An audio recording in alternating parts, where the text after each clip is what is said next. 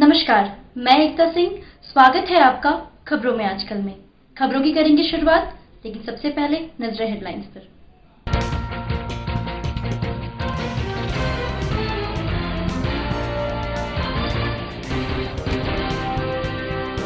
जिलाधिकारी श्री नवीन कुमार और मगध प्रमंडल गया श्री असंगमा चुम्बा और ने मतदाता जागरूकता रथ को किया हरी झंडी दिखाकर रवाना। छाता अभियान तथा आमंत्रण रथ का किया गया शुरुआत। जहानाबाद कारगिल चौक पर आयोजित हुआ कार्यक्रम।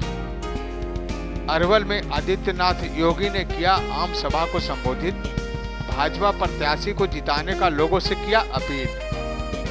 और जहानाबाद के सिकरिया में मुख्यमंत्री श्री नीतीश कुमार ने किया आम सभा को संबोधित। जदयू प्रत्याशी को भारी मतों से विजय बनाने का लोगों से किया अपील।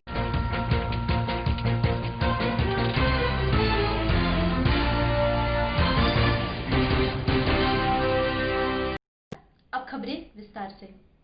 बिहार विधानसभा आम निर्वाचन 2020 के अवसर पर जिले के मतदाताओं को जागरूक करने हेतु स्थानीय कारगिल चौक पर आयुक्त मगध प्रमंडल श्री असंगमा चाबू और तथा जिला निर्वाचन पदाधिकारी सह जिला पदाधिकारी श्री नवीन कुमार के द्वारा स्वीप गतिविधि के तहत आंगनवाड़ी सेविका सहायिका का छाता अभियान तथा आमंत्रण रथ को हरी झंडी दिखाकर रवाना किया गया। आयुक्त मगध प्रमंडल गया ने प्रसन्नता व्यक्त करते हुए बताया कि कारगिल चौक पर बनी रंगोली जिले के मतदाताओं को जागरूक करने का अच्छा प्रयास है। उन्होंने जिले के मतदाताओं को आमंत्रित करते हेतु स्वीप गतिविधि के तहत आमंत्रण रथ के परिचालन हेतु जिला निर्वाचन पदाधिकारी को काफी सराहा और बताया कि स्वीप के तहत इसी प्रकार रचनात्मक गतिविधियों से आप मतदाताओं को मतदान हेतु प्रेरित कर सकते हैं। साथ ही छाता अभियान में भाग लेने वाले महिलाओं के छाते पर मतदाता जागरूकता संदेश को देखकर कहा कि आप सभी इसी प्रकार 28 अक्टूबर तक घर घर जाकर मतदाताओं को जागरूक करें और प्रशासन द्वारा दी जाने वाली सुविधाओं के बारे में सभी को बताएं। आयुक्त ने जिले के आंगनवाड़ी सेविका सहायिका जीविका दीदी एवं आशा कार्यकर्ताओं इत्यादि को निर्देश दिया कि आप घर घर जाकर मतदाताओं को कोरोना वायरस संक्रमण से बचाव हेतु जिला प्रशासन द्वारा दी जाने वाली सुविधाओं के बारे में विस्तार से जानकारी दें। उन्होंने छाता अभियान एवं नमस्ते अभियान में लगे सभी कर्मियों को निर्देश दिया कि आप सभी सामाजिक दूरी का अनुपालन करें तथा मास्क पहनकर कार्य में शामिल हों। जिला निर्वाचन पदाधिकारी ने बताया कि जिले के सभी गांव, टोला, पंचायत, प्रखंड, नगर परिषद, नगर पंचायत में आंगनवाड़ी सेविका सहायिका जीविका दीदी एवं आशा कार्यकर्ता, विकास मित्र, शिक्षा सेवक इत्यादि के माध्यम से घर घर आमंत्रण पत्र का वितरण किया जाएगा। साथ ही मतदाताओं को कोरोना वायरस संक्रमण से बचाव हेतु जिला प्रशासन द्वारा की गई तैयारियों के बारे में बताया जाएगा। मतदाताओं को जागरूक करने तथा कोविड-19 के बचाव हेतु विशेष रूप से प्रशिक्षण दिया गया है।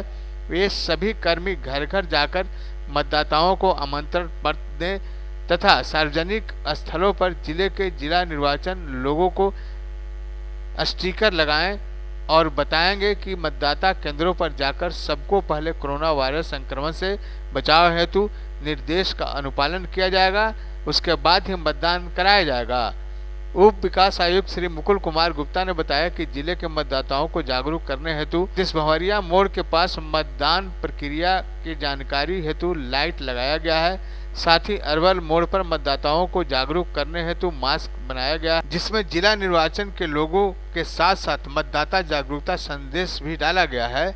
वहीं स्वीप गतिविधि के तहत मतदाताओं को जागरूक करने हेतु मास्क का वितरण किया जा रहा है, जिसमें निर्वाचन लोगो लगा हुआ है ताकि कोई भी व्यक्ति मास्क को पहने और मतदान हेतु मतदाताओं को संदेश जाए।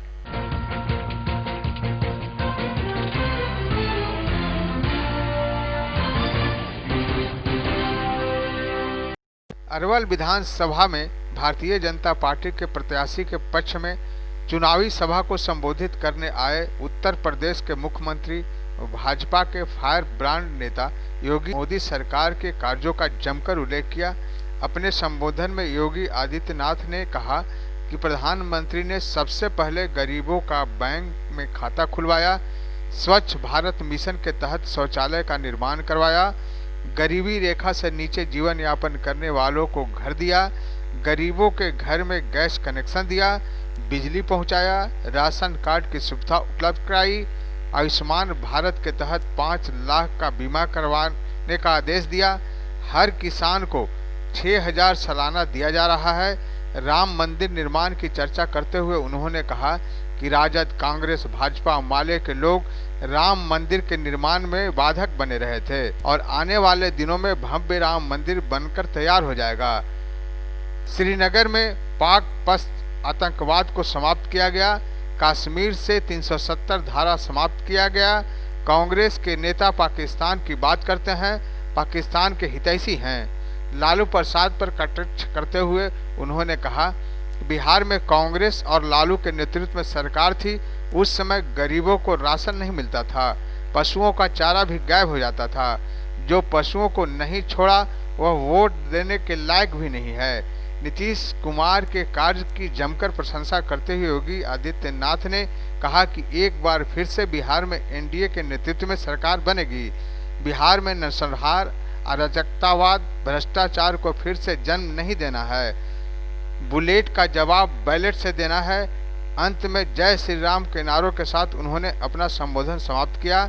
इस मौके पर काफी संख्या में लोगों की भीड़ इकट्ठा हुई थी। भाइयों बहनों, हम हमेशा कहते थे कि रामलला हम आएंगे, मंदिर वही बनाएंगे। बोलते थे ना, बोलते थे ना। राम मंदिर में बाधा कौन था? कांग्रेस, राजद, भाकपा माले, यही लोग तो राम मंदिर के निर्माण में बाधक थे।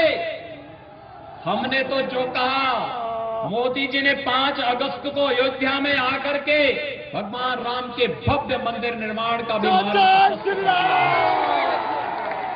अभिनंदन करता हूं।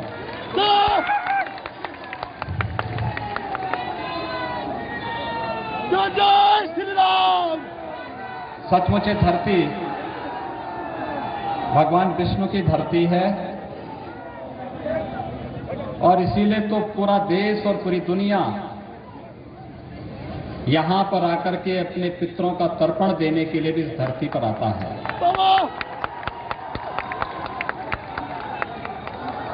यही नहीं, महात्मा बुद्ध ने भले ही जन्म कपिलवस्तु में लिया हो, लुम्बिनी में लिया हो, लेकिन ज्ञान प्राप्त करने के लिए किसी धरती को चुनना पड़ा तो साधना की धरती के लिए इसी धरती को चुना था। आज दुनिया के अंदर इस पावन धरती से जो ज्ञान प्राप्त करके भगवान बुद्ध ने मानवता के कल्याण का संदेश दिया, दुनिया की एक बड़ी आबादी आज बौद्ध परंपरा को मानती है और भारत के शांति और सौहार्द के उस संदेश को जन जन तक पहुंचाने का कार्य कर रही है।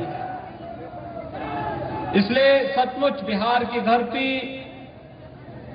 भारत की उस पवित्र परंपरा की धरती है जिसने हर कालखंड में भारत को नेतृत्व दिया है।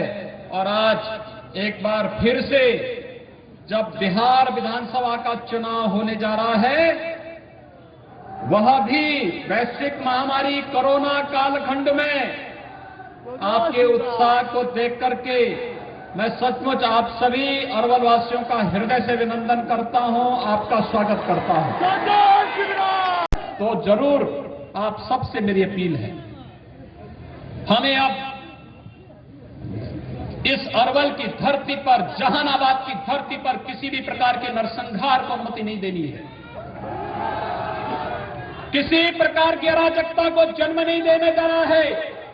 भ्रष्टाचार और अराजकता को किसी भी स्थिति में हम जन्म नहीं लेने देंगे और अराजकता पैदा करने वालों का जवाब बुलेट का जवाब बैलेट से देकर के भारतीय जनता पार्टी के प्रत्याशी को भारी बहुमत से चुनाव जिता करके भेजेंगे। यही अपील करने के लिए आज मैं आपके पास आया हूं। आप सबसे अपील, भारतीय जनता पार्टी के लोकप्रिय प्रत्याशी श्री दीपक शर्मा को, देखिए किसानों के लिए काम किया है और आज बिहार विधानसभा में जाकर के आपको 135 करोड़ लोगों के हित में प्रधानमंत्री मोदी जी के नेतृत्व में लड़ा जा रहा है। और आपने देखा होगा कि देश के अंदर समयबद्ध ढंग से उठाए गए कदमों के कारण 135 करोड़ की आबादी को प्रधानमंत्री मोदी जी के नेतृत्व में भारत बचाने में सफल रहा।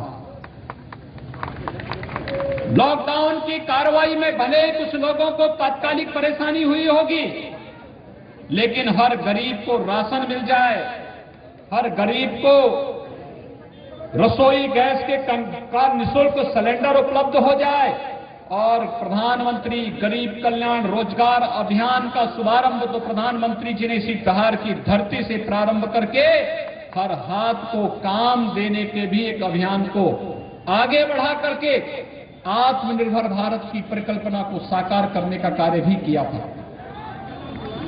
भाइयों बहनों, जहां पर राशन देने में कोई भेदभाव नहीं, शासन की सुविधा को देने में कोई भेदभाव नहीं, किसी भी प्रकार का न जाति का वेद, न क्षेत्र का, न मत और मजहब का, सबका साथ सबके विकास के भाव के साथ प्रत्येक नागरिक को शासन की सुविधा से जोड़ने का कार्य प्रधानमंत्री नरेंद्र मोदी जी ने देश के लिए और श्री नीतीश कुमार जी ने बिहार के लिए किया है। मुझे लगता है कि सत्ता प्राप्त करने का आधार इस वर्तमान में केवल प्रधानमंत्री मोदी जी के नेतृत्व में भारतीय जनता पार्टी को और बिहार के अंदर नीतीश कुमार जी के नेतृत्व में एनडीए के प्रत्याशियों का यह अधिकार बनता है कि जनता जनार्दन आज निर्णय लेकर के इन प्रत्याशियों के पक्ष में अपना वोट दे। अब कश्मीर में हमारे जवानों के ऊपर कोई पाकिस्तान प्रस्त आतंकवादी हमला करने का दुस्साहस नहीं कर सकता है, क्योंकि उसे मालूम है हमला करेंगे तो फिर राम नाम सत्य है, तय है।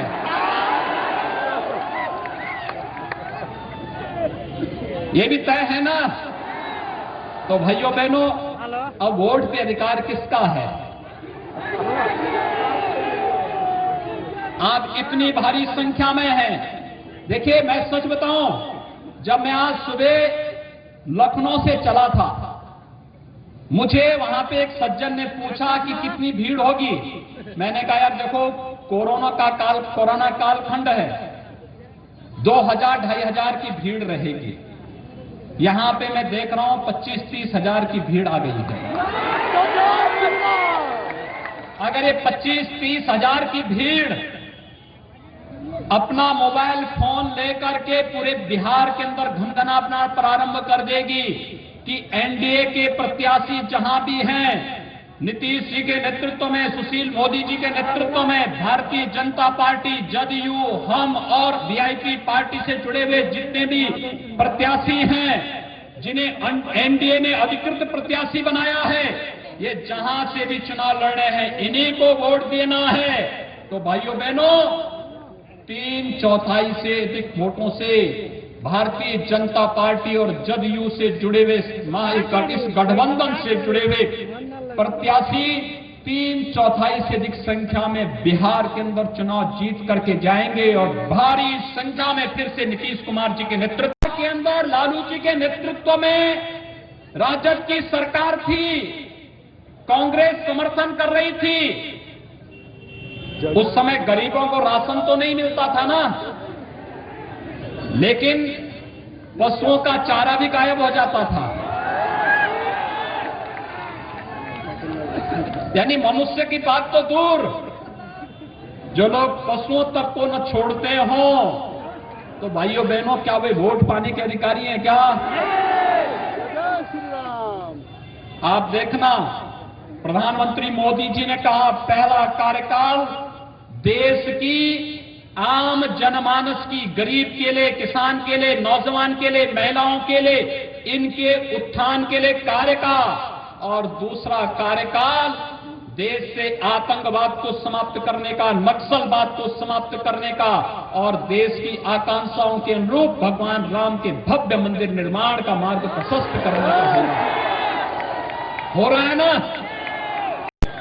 नीतीश जी के सत्ता में आने के पहले बिहार की स्थिति क्या थी? बिहार के नौजवानों के सामने पहचान का संकट था। बिहार के अंदर नक्सलवाद चरम पर बोल रहा था।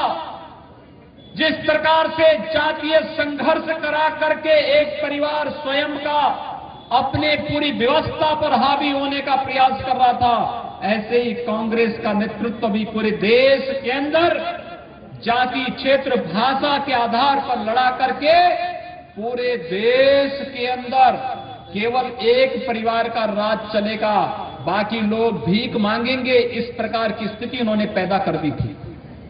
कश्मीर की समस्या कांग्रेस की देन, नक्सलवाद की समस्या देश के अंदर कांग्रेस की देन, अलगाववाद की समस्या कांग्रेस की देन।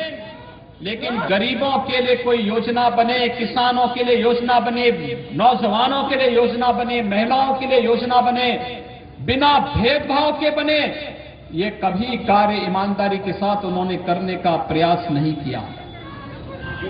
भाइयों बहनों, ये कार्य प्रारंभ हुआ जब प्रधानमंत्री के रूप में 2014 में नरेंद्र मोदी जी देश के प्रधानमंत्री बनते हैं। आपने देखा होगा, प्रधानमंत्री बनते ही मोदी जी ने सबसे पहला काम किया गरीबों का खाता खुलवाने का, जनधन अकाउंट खोलने का। प्रधानमंत्री मोदी जी ने दूसरा कार्य किया, हर घर को शौचालय उपलब्ध कराने का स्वच्छ भारत मिशन में 2 अक्टूबर 2014 में प्रारंभ किया। तीसरा कदम उठाया, गरीबी रेखा के नीचे जीवन यापन करने वाले परिवार को एक एक आवास उपलब्ध कराएंगे। चौथा काम किया, हर गरीब के घर में रसोई गैस का सिलेंडर पहुंचाने का। पांचवा काम किया, हर गरीब को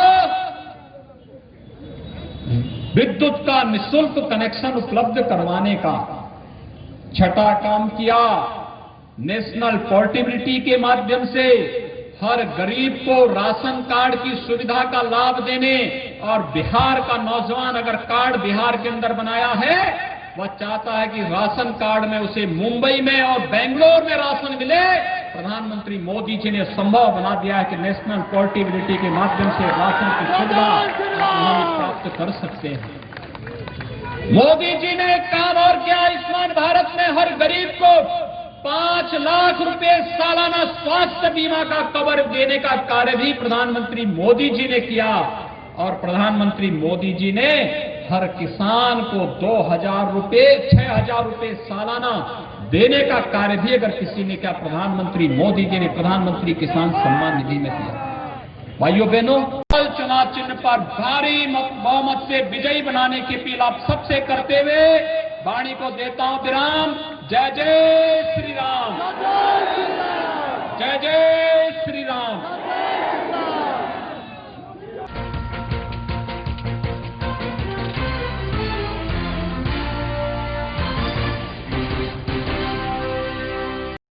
बिहार के सीएम नीतीश कुमार ने मंगलवार को जहानाबाद के सिकरिया में अपनी चुनावी सभा को संबोधित किया। उन्होंने जहानाबाद विधानसभा सीट से एनडीए के जदयू प्रत्याशी एवं वर्तमान शिक्षा मंत्री कृष्णनंदन वर्मा के लिए समर्थन मांगा और भारी मतों से जीत दिलाने की अपील की। सीएम ने चुनावी सभा के दौरान जनता को संबोधित करते हुए कहा कि बिहार की जनता ने उन्हें 15 साल तक उनकी सेवा करने का मौका दिया है। उन्होंने बिहार में विकास के कई कार्य किए जिसे बताने की जरूरत नहीं है, हमारा काम दिखता है। उन्होंने कहा कि बिहार में कोरोना के सर्वाधिक मामले सामने आए, लेकिन केंद्र सरकार की मदद से कोरोना से लड़ने में बेहतर प्रयास किया है। इस बार विधानसभा चुनाव में प्रचार करने के लिए वक्त कम मिला है, इसीलिए सभी क्षेत्रों में जाकर प्रचार करने का समय नहीं मिल पाएगा, लेकिन इस बार उनके काम के आधार पर वोट दें। उन्होंने 15 वर्षों तक न्याय के साथ विकास के तहत काम किया है, हर किसी को मुख्य धारा में लाने की कोशिश की है। नीतीश कुमार राजद शासनकाल पर हमला बोलते हुए कहा कि पहले क्या होता था, किसी से छुपा नहीं है। पति पत्नी के राज में अपहरण होता था, दिन दहाड़े लोगों की गोली मारकर हत्या कर दी जाती थी, लेकिन आज कानून का राज कायम हुआ है। बिहार में जंगल राज का खत्मा हो गया है। उन्होंने दावा किया, अब बिहार देश में अपराध के मामले में 23वां स्थान पर है। उन्होंने कहा कि बिहार में विकास दर 12.8% सालाना है। मौका मिला तो वे बिहार के विकास के लिए और काम करेंगे। बिहार में 3 बार पंचायती राज का चुनाव हुआ, महिलाओं को 50% आरक्षण दिया गया। उन्होंने तेजस्वी यादव पर भी जमकर हमला बोला। सीएम ने तेजस्वी का नाम लिए बिना कहा कि लोग कई तरह के प्रलोभन देंगे, लेकिन जनता को भ्रमित होने की जरूरत नहीं है। इस मौके पर जदयू, हम, भाजपा व वीआईपी के कई नेता एवं कार्यकर्ता वहां उपस्थित थे। पहुंचा दिया अक्टूबर महीने तक, अब सब घर में बिजली पहुंच गया, उसके बाद तो और लोग अपना बिजली ले रहे हैं। तो आप जरा बताइए, पहले 700 मेगावाट, अब 6000 मेगावाट। फिर कहा हर घर नल का जल, 83% काम पूरा हो गया। महीना 2 महीना में बाकी काम भी पूरा। हर घर शौचालय, देश भर की योजना, अपने आप ही काम लगभग पूरा। और पक्की गली और नाली का निर्माण हर गांव में, यह भी काम लगभग पूरा होने के करीब। तो जो कहा 7 निश्चय, वो सब काम किया। तो विकास का काम, अपराध पर नियंत्रण का काम। और शुरू से हम एक ही बात लोगों को कहते आए हैं कि देखिए, आपस में प्रेम का, भाईचारे का और सद्भावना का माहौल रखिए। तो जिस तरह से पहले दंगा फसाद भी होता था, कितनी कमी आई। हमने किस तरह से एकता करने का माहौल किया।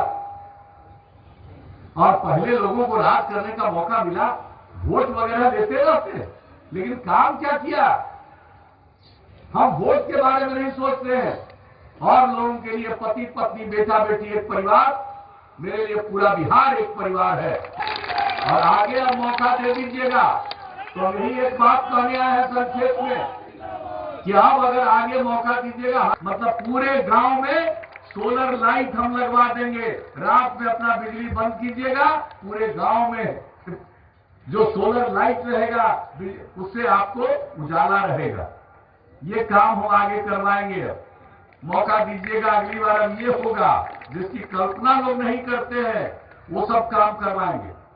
और उसके बाद जान लीजिए, हर क्षेत्र में काम, युवाओं के लिए और काम, चीजों का ट्रेनिंग करवाएंगे ताकि सबको काम मिले, दूसरे जगह जाने की मजबूरी न हो और यहां पर और लोगों को भी काम मिले, बाहर के लोगों को भी काम। और यहां पर इतना उत्पादन होगा कि बाहर से कुछ माल नहीं मंगाना पड़ेगा, यहीं का उत्पादक बाहर जाएगा। तो देखिए, एक एक चीज हम लोग को दीजिएगा, फिर हर गांव में बता देते हैं। और शहर में साफ सफाई का काम करेंगे। अब जितना काम करवा दिया है, चाहे नल का जल हो, गली नाली हो, हर चीज का देखभाल कराएंगे। ऐसा नहीं कि सिर्फ दे दिया और कल होकर के वो खराब हो गया, ये नहीं होने देंगे। ये सब का देखभाल हम लोग कराएंगे। तो एक एक काम ये सब करेंगे। और गांव तक सड़क पहुंचा दिया। अब अगली बार मौका दीजिएगा तो इसके बाद कई गांवों को आपस में जोड़ते हुए मुख्य सड़क पहुंचाने के लिए और महत्वपूर्ण जगह पहुंचाने के लिए नया सड़क बनाएंगे। और शहर का और बाजार का जो सड़क है उसमें बाईपास बनवाएंगे।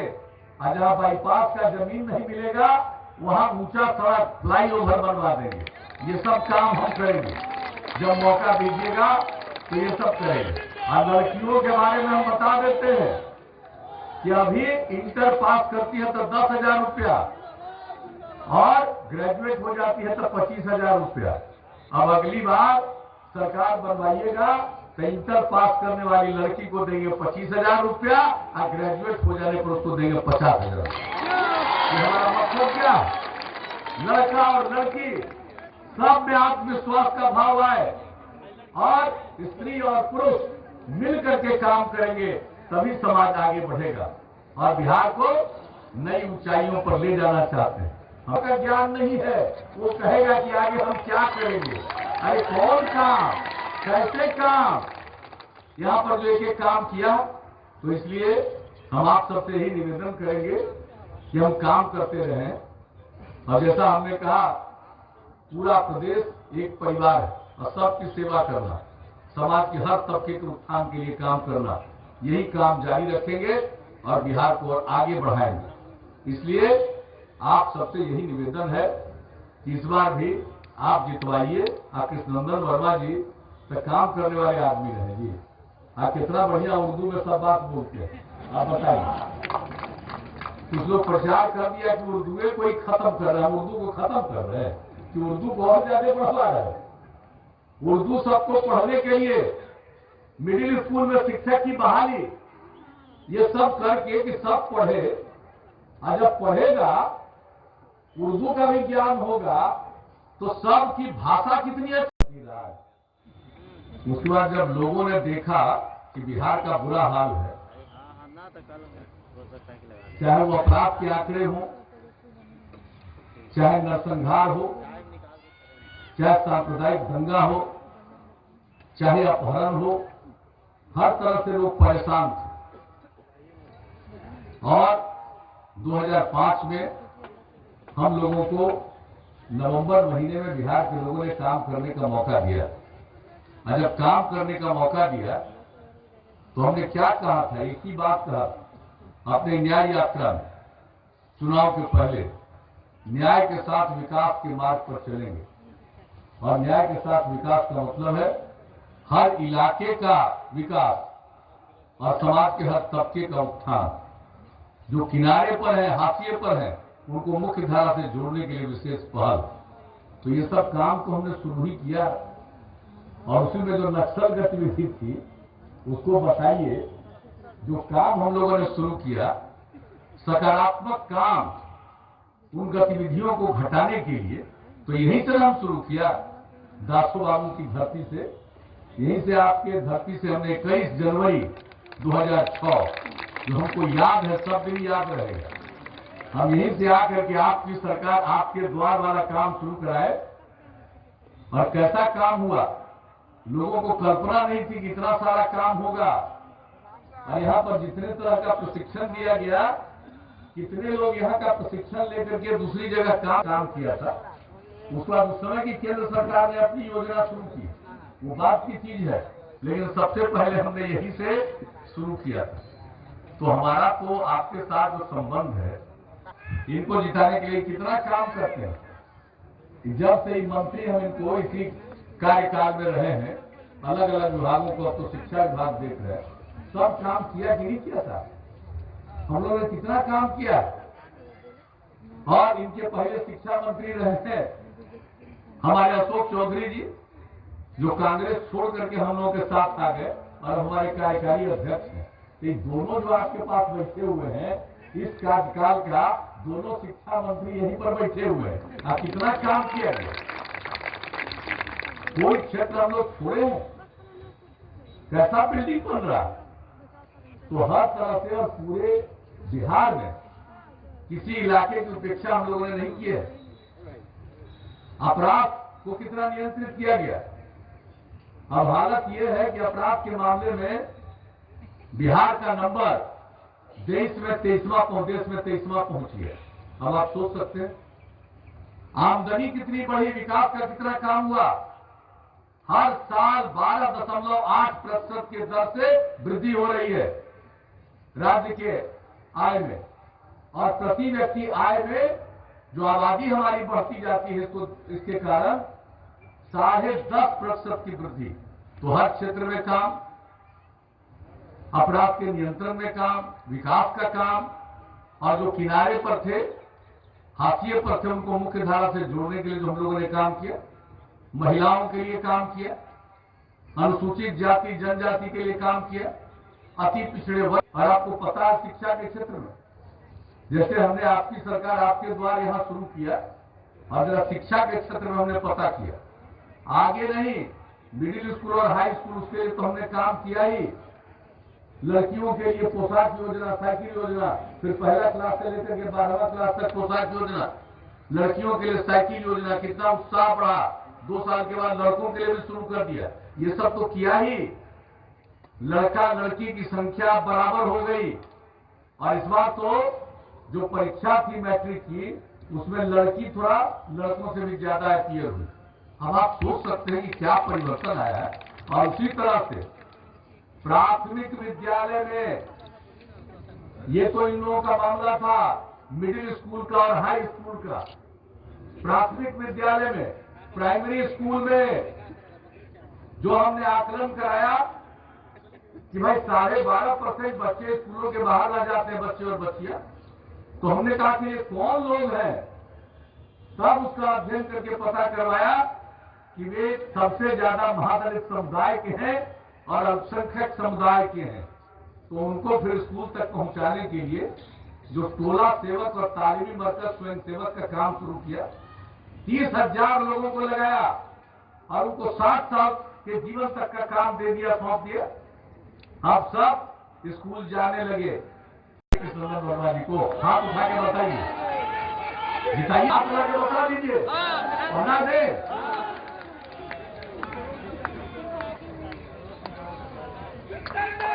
होना दिए। और एक एक वोट 28 तारीख को वोट है, तीर के छाप के बगल का बटन दबा करके भारी मोहम्मद से विजयी बनाइएगा। और आपने आश्वस्त किया, इसके लिए मैं आप सबको हृदय से धन्यवाद देता हूं, आपकी इस धरती का नमन करता हूं। अगला कार्यक्रम मसौढ़ी में है, वहां जाने की हम अनुमति लेते हैं। बहुत बहुत धन्यवाद।